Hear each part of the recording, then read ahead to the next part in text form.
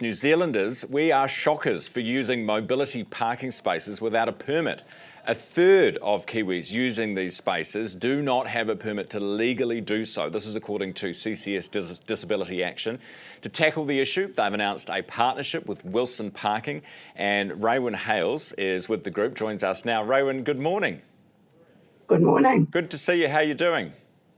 I'm very well, thank you. Very good. Yeah, a bit early, but other than that. Oh, come on, Raewyn, it's 7:20. You should have been up long ago. Hey, tell us that we all know this is a problem, but the partnership I'm interested in, because you're going to try and come up with a new digital system that allows real-time verification of mobility permits. How would that work? The partnership with Wilson's is going to allow us to make our portal for mobility parking available to authorised enforcers to check some basic.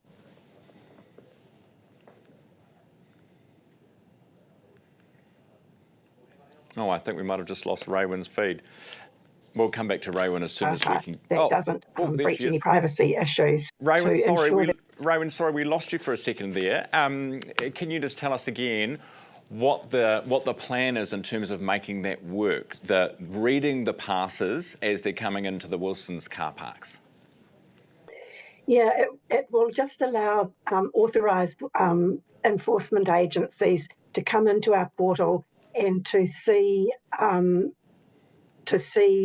whether the portal is valid. There'll be details that you can see without any breach of privacy, so that you will be able to tell whether the person using the permit is the person that it has been issued to. Because are there people who use like fake permits to get into a disability car park?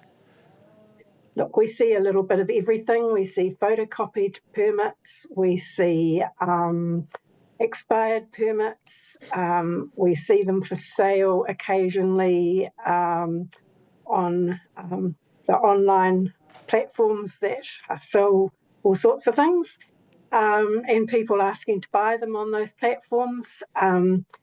We do know that people use them if they've been stolen, or maybe somebody has passed away and they don't hand the permit in, and other people who the permit isn't issued to then go ahead and use it for their own purposes. God, that's terrible. Raewyn, were you across the story about Auckland Transport, who were handing out fines to those who had mobility passes, but Auckland Transport wasn't able to tell who does and who doesn't?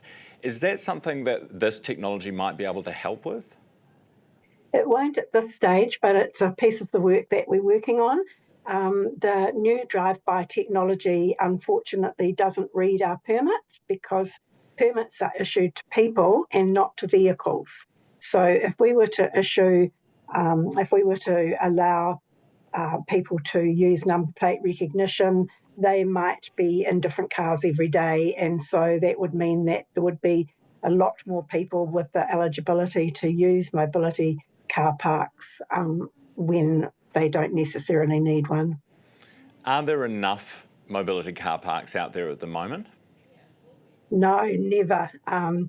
With the ageing population, where people perhaps can't walk as far, and with medical conditions that prevent them walking distances, it's going to increase. So there's a high demand for those parks, especially around, supermarkets, shopping centres, doctors, physiotherapists, places where people with impairments really do need to get to. Raewyn, I'm so shocked to hear people are buying and selling. Who would have the gall to want to buy a disability permit? What's your message to people who think that it's okay to flout the rules or to dabble in some illicit trade of these permits? I think it's just, being decent people. The people who need them, it really makes a difference. It means they can get out and about. If they can't get a mobility car park, often they have to go home without undertaking whatever it was they went out to do. So missed doctor's appointments, people becoming unwell because they just can't get a car park. And it all sounds like, oh, well, I'm only going to be there a minute while I pick up my coffee or I drop off a parcel or whatever. But it just isn't okay if there's somebody who needs that parking space at that time to not be able to use it.